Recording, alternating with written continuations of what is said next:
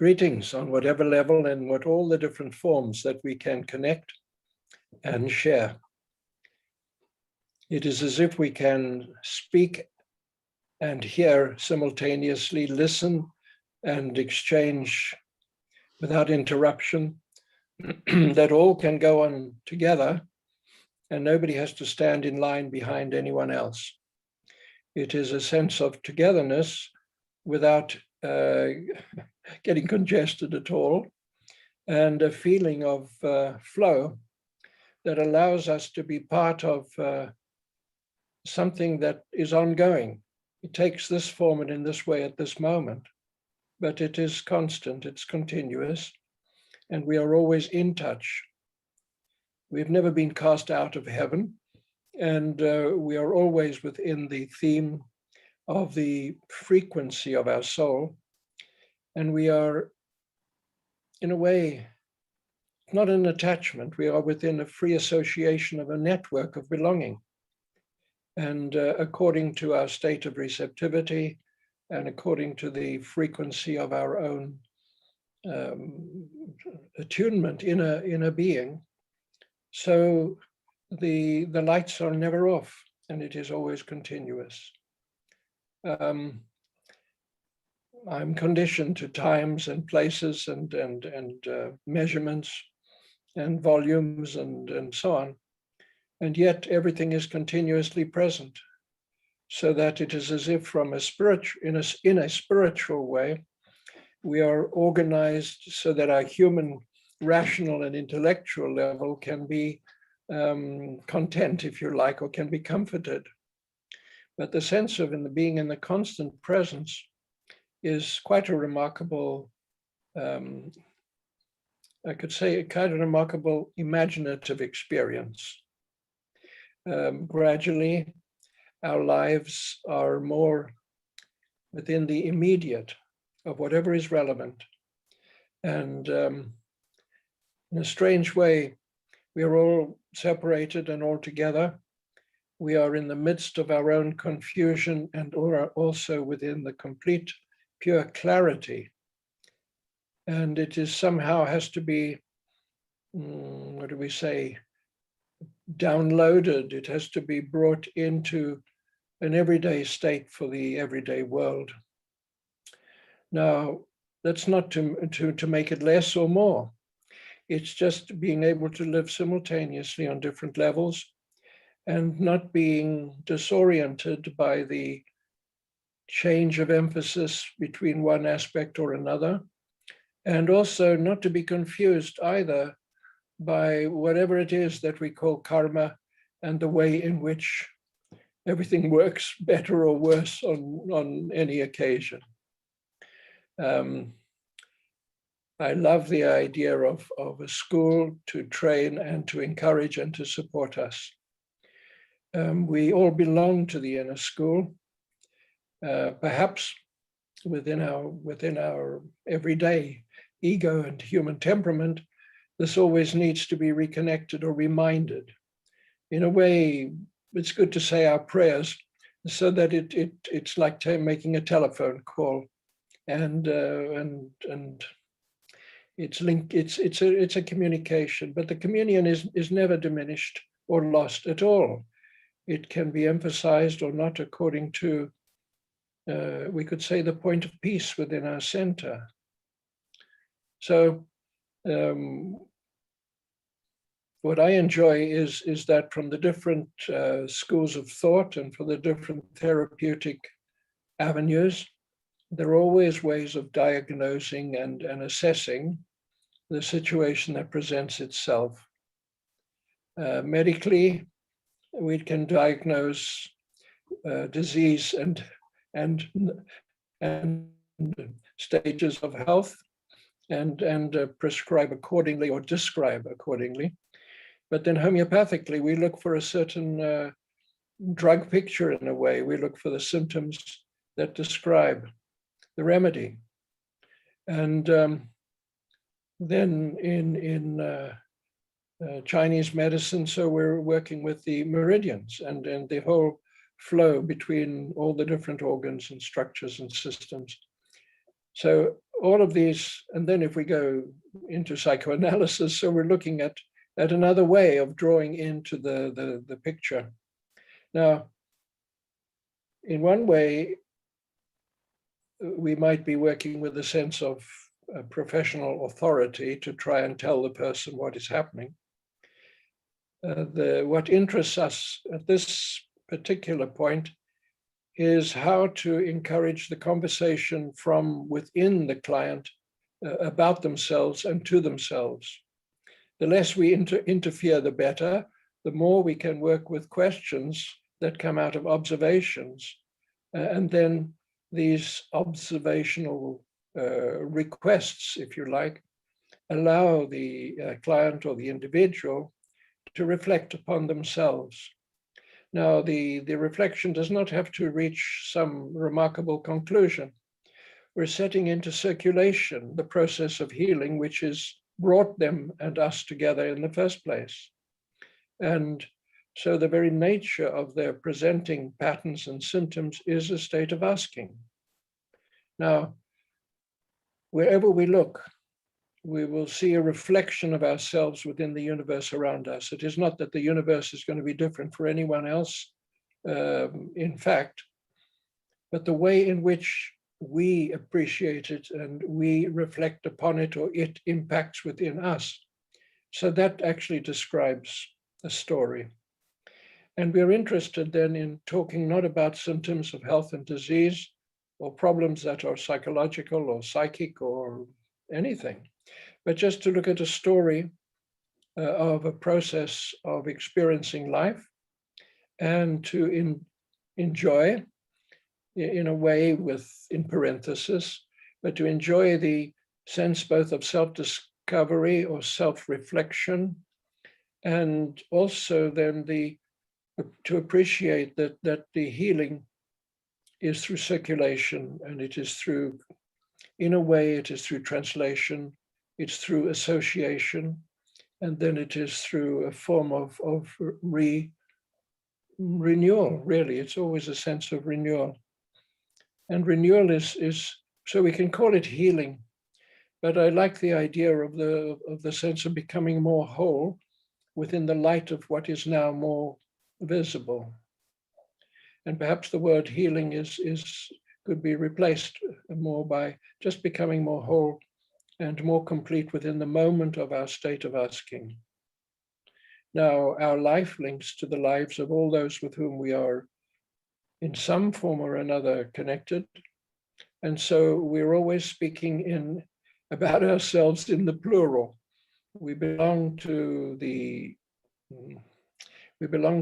flow of events that join us into the awakening, if you like, within the whole of mankind, and then a little bit more modestly into our own life and the life of our friends and family, and then, in fact, into the life and light of wherever there is a harmonic resonance that creates a relationship. It's fascinating because we belong, as the introduction so very well said, we belong to the heritage, the inheritance. There's our ancestors, and then there's also all the ancestors that is ourself in other times, in other lives. And we're working in the measurement of linear time, but we're working with a constancy of a living point in time that links without measurement into the relevance scattered across time and space and history into whatever is going on here and now. The whole world works within the living moment of its own form of self-reflection, self-discovery, and then the expansion into the union of energies, of beings, of states of extraordinary revelation and refinement. So we want to see some sort of story in the patterns, symbols, and reflections. So the person is talking to ourselves. They've told us our story, or they've told us their story. And what is interesting is it's, although we want to work without the transference of anything that is unnecessary or is absolutely avoidable. We would like to be able to be impersonal, to be able not to impose our own opinions and prejudices, or even our own beliefs and anything. We want to be able to work in a way that leaves the client and ourselves enriched by the experience. We always are learning and growing, and also released by the experience, that we are not carrying away anything except in a way, the joy and the privilege of such an exchange. Okay, now we then see the body as the hologram, much in the way that we see when we work with numerology. We work with the numbers 0 to 9 as a hologram. And the numbers 0 to 9 create the whole community. Each one represents an aspect of a role and a place within the community, but they're also an aspect of human nature, so that altogether each of us is a community in process.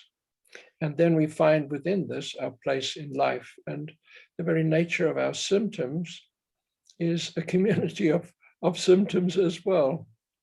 So we're living and working within the continuous exploring, development, living process, vital exchange, and we embody these different aspects with the body literally as an expression of everything. The body talks through the heart in one way, through the shoulders in another way, through the hands, through the wrists, to the knees, through the digestive system. It's a communication, and the interesting revelation, the interesting unfolding of a story, the never-ending story, is something which somehow frees us from the strange sense of needing to go to authorities to tell us what we need to do and what we need to take. That the inner authority perhaps knows even better who to ask and can discriminate between what is going to be more helpful or, or less. Okay, so we're listening to the person, we're listening to their picture, we're seeing them in a world of their own expression, and we're seeing them as a reflection of purpose, of an inner journey, of a reason for being here and now. We don't have to believe in any particular God or system of teachings into the realization of our godliness. But we can begin to observe through their expression and through our observation. Ronald Beasley, my teacher, always used to say, which means I did hear him say it once or twice, that as the client walks into the room, pay attention to see where your eye lands. And that will always be a point of reference in the reason for their coming. And I always tell myself, yes, I'm always going to look at the moment I meet them, and let's see what catches my eye. And mostly always, I always forget. And when I'm in the middle of talking to them and thinking, I forgot which caught my eye and where I'm supposed to be finding a point of reference.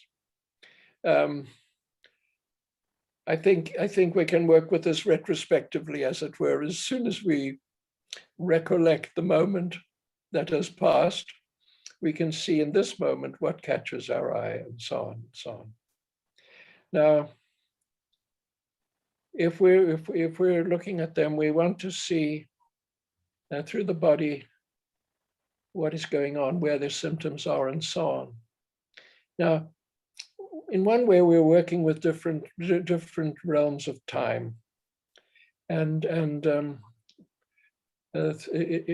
the pelvis, and we get the rhythmic time.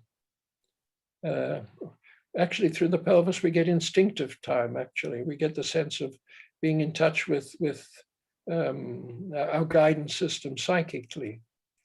And then through the diaphragm, we were in touch with rhythmic time, which links into cycles and seasons and night and day and so on. And then through the shoulders, we're interested in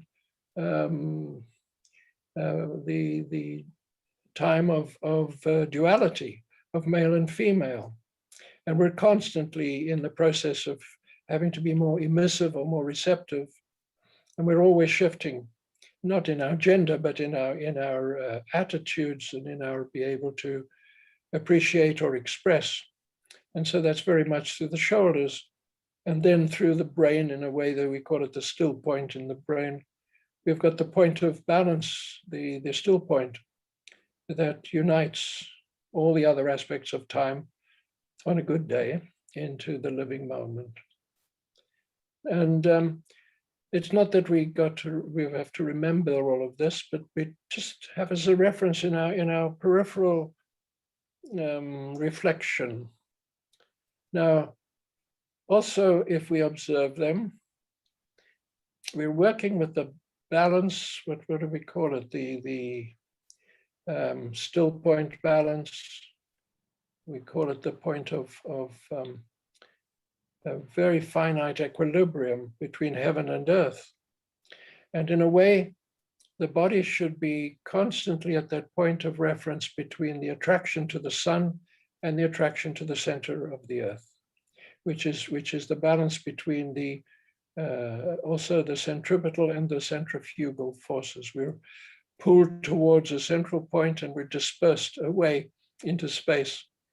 And the joining of the soul through its different aspects into the body and its different systems and functions is always at this point of equilibrium towards the point, almost floating into space and almost standing on the earth.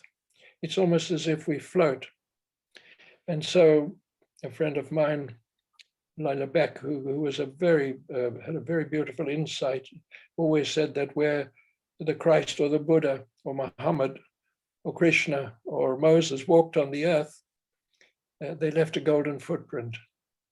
So that when an enlightened being or a cosmic being, cosmic incarnation in a physical form touches the earth, there is always a point of light. And that point of light is never gone, so that it does not enter into linear time, but always is a point of reference, that as our footsteps follow their footsteps, so we ourselves find that sense of perfect balance, at least a reference to it, an encouragement to it. Now, when we think of this, we would observe how the head is at the top of the body, is sitting at the top of the spine, because it should literally be just floating on top of the atlas and the axis. It should be just the occiput atlas area should be just a gentle, it should be a gentle point of continuous equilibrium, as if we're pulling away and just enough there. Now, what is interesting is how it looks is also connected with our link into our family of origin, our place in the family, and also the way in which the pressure of the finished or unfinished business of the family is, you could say, associated into us or we into it. And also, it is connected with the, we call it the primal fear, the sense of the invisible negative that cannot be quantified, but is always part of our experience. The strange thing about religious and spiritual encouragement is often the sense of judgment, and also the feeling that everything we think and feel and do, all our motivation, is recorded. And this recording is almost like Big Brother watching us. And it's not, but it feels often like this. And so the way in which the cranium fits at the top of the spine is very much a sense of relationship to how much we are accepted by our family of origin, what it's like to have older or younger siblings, and how we are connected into the authority figures that impact upon us, like it or not, through our primary experiences. And it is interesting when we are in a good moment and where there is joy, where there's upliftment, where there's a bit of good luck in another way, then our body feels lighter. We always breathe more easily. So we get an impression of the head at the top of the spine, on top of the spine, and it is interesting that the way in which we would hold our head will also indicate whether we are more drawn into the past or the future, whether we are more trying to, in a way, hide ourselves by looking further down, or looking up in a way which is avoiding to see what's right in front of us. You know, it's a pattern, and the point is, as we observe it, it opens up a sense of dialogue. We only want to ask a question, and we can ask it in a way that doesn't tell them that we know something about them that makes us quite clever, but much more to see their own response to themselves. So it's interesting if they have got problems with their neck and shoulders and the way in which they're hunched up or more free and open. So where is their place in life? What is their attitude in life? Are they in a free and easy space, and so on? So we look at them, and in general, then we say the left side of the body is more feminine and the right side is more masculine. And that's fine, except when it isn't. With Ronald Beasley, I observed that he was always consistent in looking at people and in working with them, except every now and again he says, no, actually it's the opposite with that person. Now, how did he see that or know that? There comes the point where we can see it, and it may be quite different. So we don't become dogmatic. But in principle, the left side is the feminine, the right side is the masculine. The left side links into the earth as an anchor point, and it links into society and family and personal relationships. The right side brings us a little bit more into the world and into our way forward into life. If the problems are on the left side, then it's perhaps with their more receptive nature, with their more family connections, with their place in life and in the world. And if it's more on the right side, then it's how they establish themselves as an individual, and how they're going to make their own contribution. And what are they going to do with their opportunities? In a way, their sense of ambition and so on. The idea of working with this pattern and this sense of a picture and a story is always to encourage that they are freed from giving away their power to other external authorities, that they're not other determined. And to be not other determined is as much in how we deal with stronger personalities, and as much as we deal with, we could say, sectarian beliefs and fundamentalist thoughts. And this actually translates in the biochemical sense into addiction and compulsion and obsessive situations. So we're encouraging the sense of the individual being able to say yes and no, say yes to yes and also yes to no. And And once again, it's not to tell them what they should do or shouldn't, but encouraging them to recognize in their own situation, and then in specific points and relationships, where they are and where they are not yet fully, I would call it, independently thinking. Religion and the spiritual insight through religion and the spiritual beauty at the foundations of religion are always encouraging and uplifting. Often, when it takes a certain form and then it is organized into a structure and it has its own authorities and its own managers of its expression, so it becomes a little bit dogmatic, controlling, and we can become indoctrinated rather than informed, and we can become imposed upon, if you like, rather than inspired and encouraging. In other words, a lot of superstition enters in. And this is understandable. The actual study of scripture and the enjoyment of meditation and prayer doesn't necessarily bring instant enlightenment. We're in the midst of all that we enjoy in one way, and yet all that places its pressure upon us in another. Every single way in which we can say yes to life frees us. Every point of hesitation, when we work with an experience of hesitation, it imprisons us. It's in the flow of time and the integration of the experience of that moment. In talking about our story and in unfolding the pattern into an interesting story, and we are the most interesting story to ourselves, we're working with our imprisonment, if you like, in certain moments of time that are repetitional, and then our freedom to really work with the flow of time. And the flow of time is always a point of inspiration from tomorrow into today, rather than the restriction of yesterday into trying to do something with the here and now.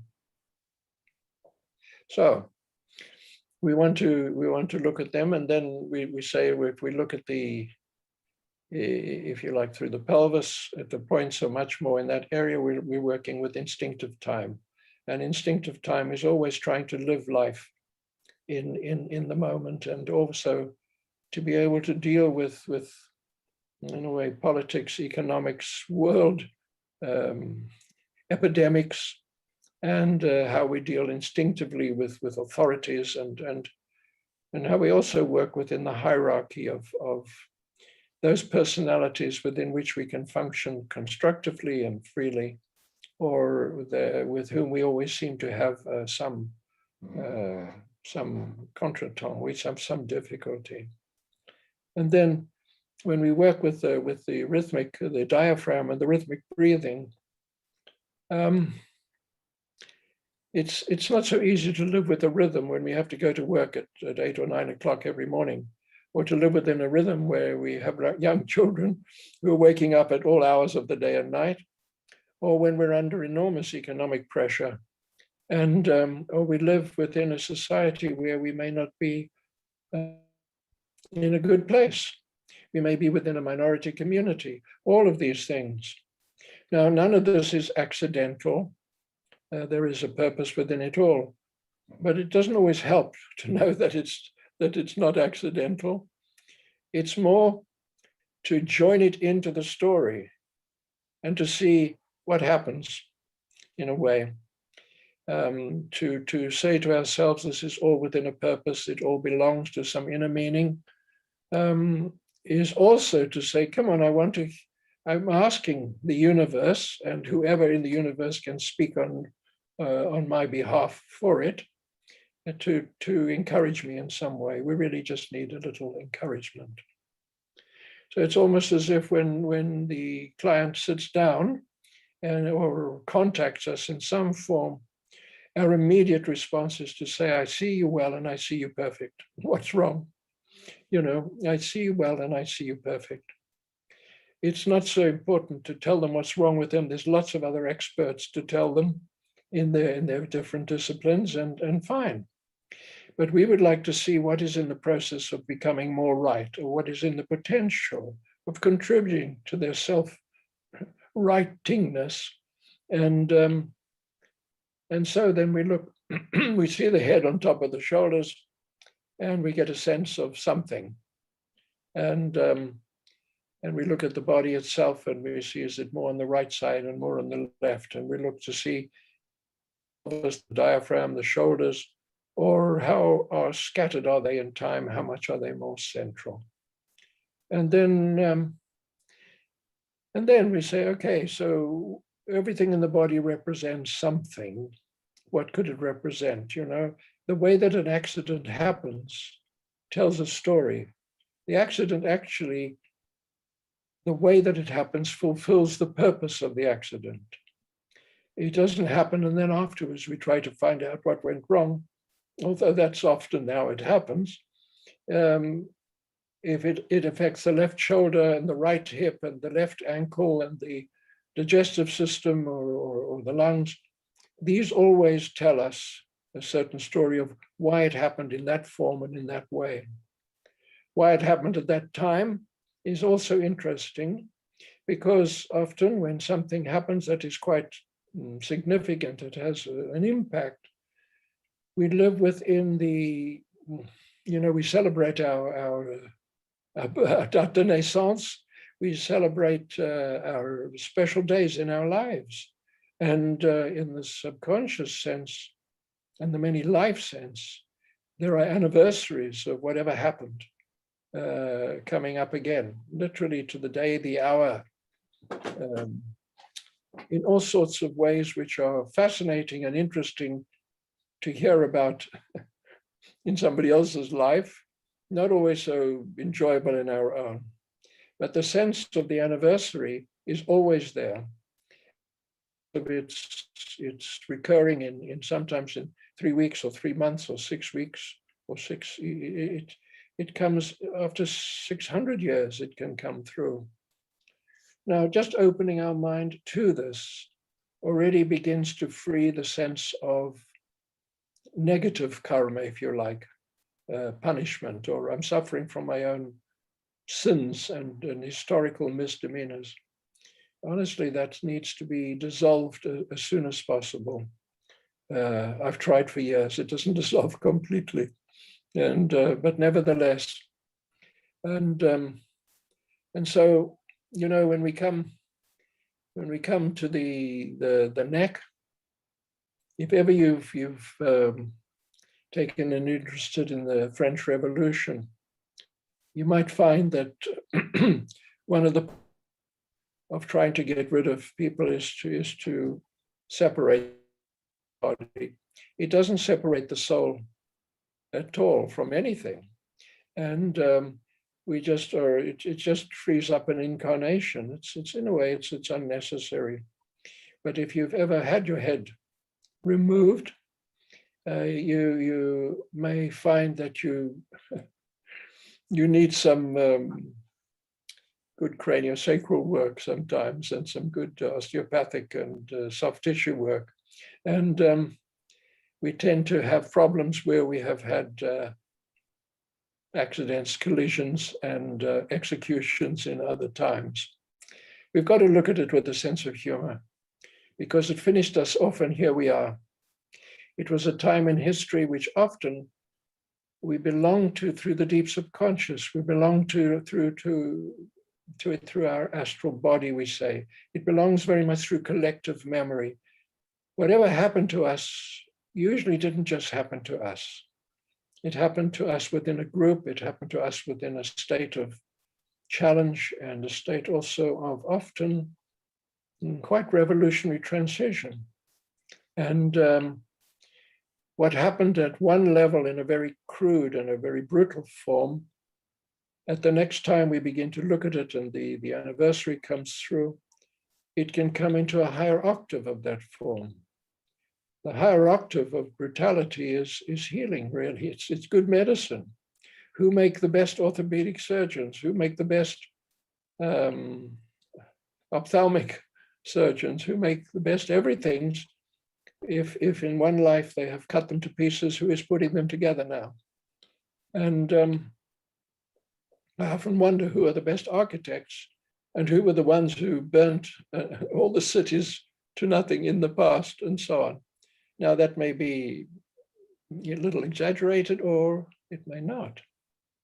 So we're always involved within the flow of history within the present and the creativity that can be awakened through the present. The soul is not here to suffer, and it's not really here to learn.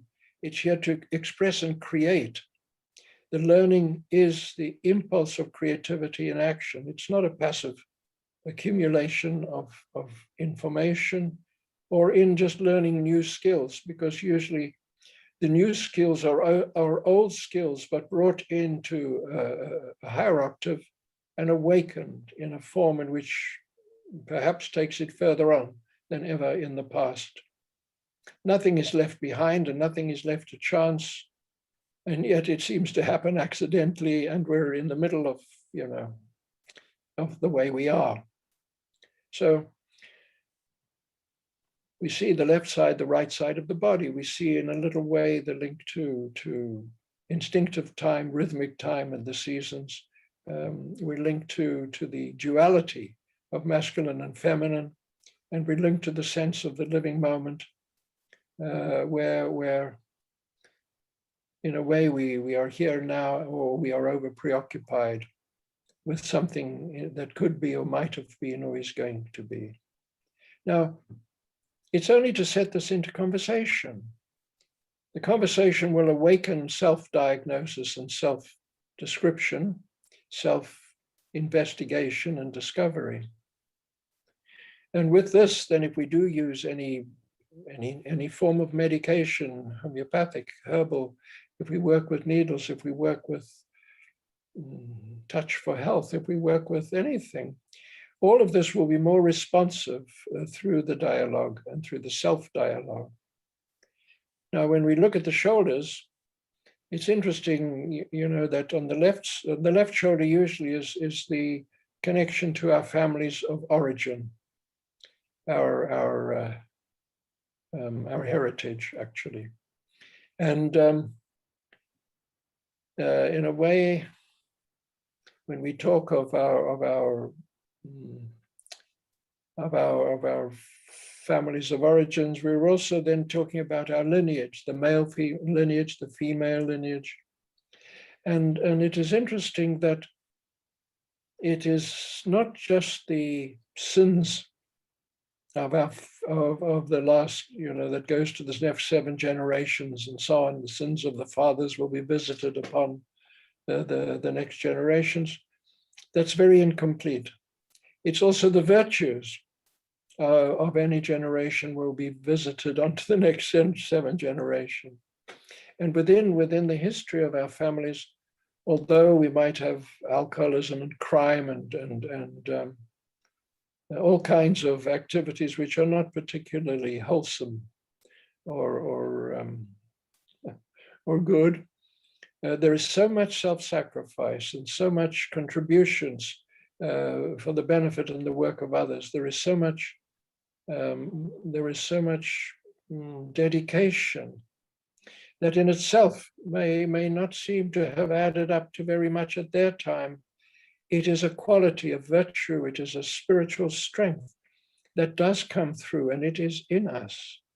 Now, when we work to see the problems that can come, if you like, with the left shoulder area, somewhere in that area, or even the left arm, then we're working with the, if you like, the sins and virtues of our family and of origin. And we look always for the virtues.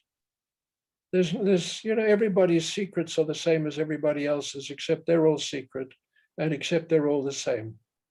We all have a wide spectrum of sins and misdemeanors, and it is the beauty of the sacrifice and the joy that is continuous, and it is never lost ever again. A spiritual awakening is is a light that is part of the body of light that awakens and is never diminished. We are building our body of glory, or our light body. So on the left side is family of origins. And then on the right shoulder is often the sense of, in a way, responsibility that we must take. It's what we begin to contribute. It's to take our place in society and in life, to take our place amongst others, to learn both to work as a team and to work in a form of authority. And it is interesting in a teamwork that each person must be self-leading in order to contribute to the team. It is not so much to be able to control or to organize others as to manage and be within ourselves in a state of inner leadership. And we find our place and our sense of contribution through our state of attraction, if you like, to our dreams, our what would you really like to seek in life? What is there that concerns you in the world? I personally have always been preoccupied with the waste of putting people behind bars and locking them up in prisons. And it's certainly important that there are people who should be removed from everyday society and held in a safe place. There are also people who have done things which are like parasitic in society, and they need to be, in a way, brought into balance and into re-education and all of that. So I don't know the answer, but putting people into small spaces and locking them away from everyday life and making it difficult for their families and creating a stigma which goes right through generations for me, it's very unhelpful. I don't like people in authority abusing their authority. And I find that religious and spiritual authoritarianism extremely frustrating and irritating. And so I need to be on my best behavior to be tolerant and understanding of those who, in my opinion, offend me. So we look at the right shoulder and we see, well, where are you in what you would love to do? And where are you in your relationship to your hopes for life, for your fears for life? And what in the world would you like to see improved? I think the man's inhumanity. So I'm coming from South Africa originally, and I'm very interested what's happening into Africa. I'm very conscious of civil war and the imposition of punishment and so on between one group and another. It's horrible. What is there that can bring it into balance? And I try to go back to the country of my origin, with a group of friends from Holland, actually, in the past. Could we help with the establishment of a teachers training college? Could we help with leadership training and organization training and so on? Because I had many friends who were industrial psychologists and worked with the what they call outplacement, helping to find the right work for the right people. And we tried to find a way with a group we could link with, and couldn't. At that time, this goes back quite a few years, it may have improved by now, but there was too much corruption. There were too many people who wanted something for themselves and did not want to contribute. And I wanted to be able to go and contribute. I didn't want to teach my ideas to anybody, but I wanted to help the establishment of their own structures and forms and contribute in ways where people would go into leadership, into education, and into perhaps also the therapeutic sense, but that would bring greater freedom. And of course it didn't work. It can work from another level, perhaps. But that was what just interested me, and we're interested to know with the people with problems in their right shoulder.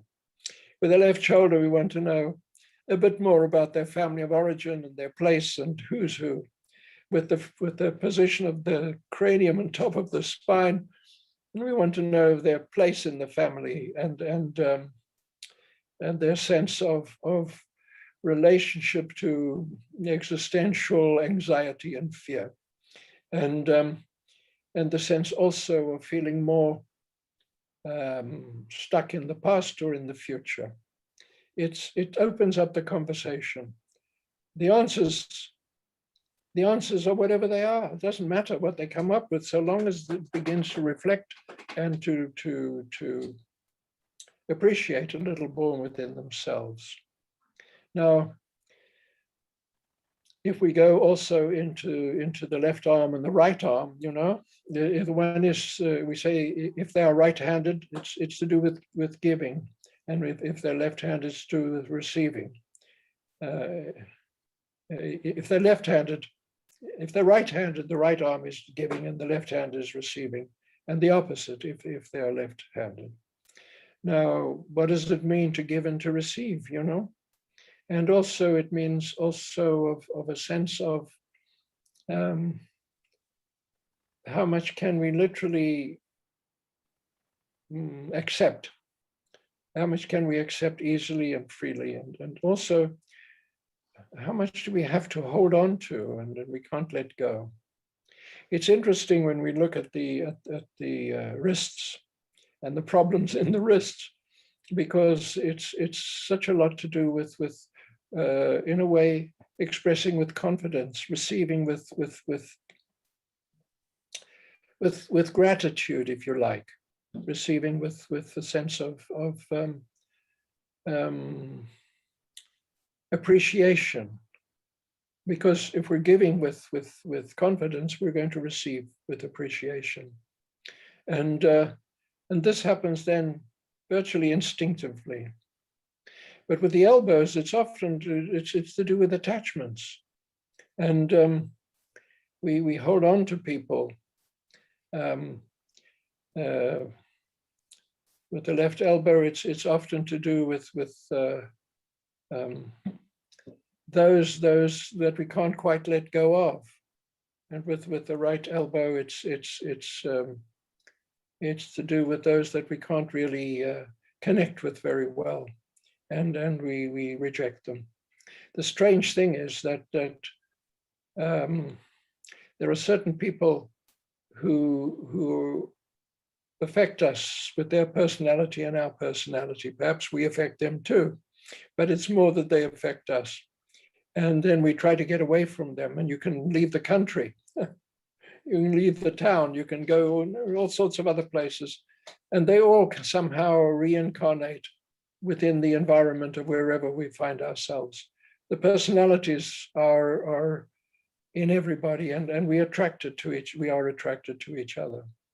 So we're interested to know then who is around with these giving and receiving, with the wrists and the elbows and the hands, and who are you working with, who are you living with, who is in your friends, in your environment where you live, and who are the ones with whom there is an affinity or an antipathy, and just to bring it into the light. We're not telling them to change their attitudes or their habits. These will change spontaneously without even noticing. Now, with all of this, we always wonder, if there is a sense of too much holding on, or if you like, we can't let go, we can't actually give or receive easily or comfortably. We always want to see, well, what type of activities could encourage this?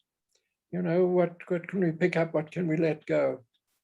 And we see what images come, what the individual in themselves would like to pick up or let go. The people who can't let go, and I'm born under the sign of Cancer, the crab, and we were wonderful accumulators of everything. And absolutely, I can clean everything out very easily, and then before it's gone, I'll take it all back and put it somewhere else. I'm an accumulator. And what can we do? with our natural temperament so that we can enter into a flow that we don't get stuck in the middle of our own mess. Okay, so then we're working, with the hips, and there's a lot of trouble in the low back and in the low abdomen, and there's this trouble across the pelvis. And it's interesting that the energy will gather up in the right hip. That is to do with being able to move forward into life. And if we're afraid of hesitating, if we're we're too easily dominated and imprisoned by events or circumstances or other people, easily our right hip can become a difficulty. And then the right knee is very much involved with the sense of, it's a sense also of believing in ourselves and our own ideas, or being dominated by the forces at work, by commitments, by, if you like, oaths of allegiance in some sort of blood sacrifice way. Never again will I ever, and all of that. That's a very good one for messing up the right knee. And at the same time, for encouraging a way to see how we might like to think for ourselves. In some religious backgrounds, there was the Index Laborum Prohibitorum. There are books which are allowed to be read and should not be read, but we trains that into attitudes which were allowed, or thoughts which we can think or not to think. And all of that is reasonable as a sense of reference or advice. It becomes an imprisonment if it's imposed as a restriction. Now, where do they want to go forward in their life? And then what in their life is an opportunity where they're hesitating? The left ankle, we'll twist our left ankle rather than take the step and put our foot down. And if we need to put our foot down, what does that mean? And where is it that we should express our opinion, or what we want to, what we would like to be able to establish in our own way and in our own right? So what is it? And this opens up the story. And in a moment, we've almost run out of time, and nobody, the client is so interested in themselves by that time that there really is a whole story opening up. Now, when we come to the left knee, it's very much the sense of being taken advantage of, when it's being imposed upon us, and where we become the cheap servant to others. And we sacrifice ourselves on behalf of the welfare of everybody else, who learn nothing in standing on their own feet and standing up for them. We become just the victim, in a way. So the left knee is always a sense of giving in and being dominated, but always rationalizing it and saying, it's my job to do it. And the job is there to do it in a way, but also to hand on the responsibility and so on. The left hip is interesting because it's often to do with the same sense of being responsible for others. And then it's also to do with our involvement with what we might call, in a very general reference, good and evil. That we're involved with the way in which life involves us in the shadow or in the light. And so we want to see who are their friends, what are their habits, and so on. It's with the left foot, often it's a sense of being abandoned, and where is my place in life, and where do I belong? It's fun to look at these things. All the symptoms are taking us into some area of life. The whole digestive system is to do with digesting life and experiences. And the whole system of elimination, the large intestine clearing out, how much are we able to let go? And how much are the experiences that we have been through help us to enrich the lives of others? all the manure that comes from animals is a fertilizer for the earth. All the fall season, the leaves fall to the ground, and they are the fertilizer for the next seasons. And so we're interested always in the recycling process and the way of taking very difficult experiences until they are gone through the process of digestion, assimilation, and then elimination and renewal. It's symbolic. It is not symbolic. In fact, it's a story. And we're encouraging them to look at the story. Now, if we have surgery, it opens up something. Perhaps it's a rather desperate way. It's not, it's just another way. And so we have surgery on the knee. It's going to open up the chakra center in that knee. It's going to open up the state of belonging and the insight into our own story through the knee. If we have open heart surgery, good luck, because it opens up the heart. At that level, it is also resonating and echoing into all the more subtle levels. And you know, the surgery today is incredible. It's miraculous. And modern medicine, in many ways, is quite amazing and remarkable, and the methods of diagnosis and all of that. So we're working with the way in which whatever external forms we may have talk about a story and refer to the story of who we are and where we are and what is going on. So I just wanted to encourage you with that. I think I've already gone on a bit too long. And perhaps it's time to stop a moment to see if there are any questions that we could just look at for another few minutes. Thank you, Peter. Martha is asking you to repeat the story of the right knee.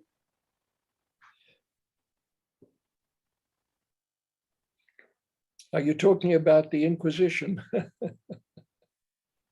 and the persecution of those who do not believe in the right way, and the difficulty in trusting and believing in our own ideas, of the child that is told to stop expressing their ideas, but follow the imposed ideas of the authorities around them? You know, in the moment, we're all asked to take different vaccinations. This is quite a strong authority. And while the principle of the vaccine is brilliant, the idea of it is, of course, wonderful, and it's the way the body works within itself.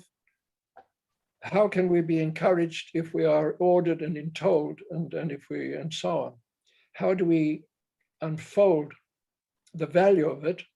And this is all to do with the right knee, if you like. That's a small response to the right knee. Thank you.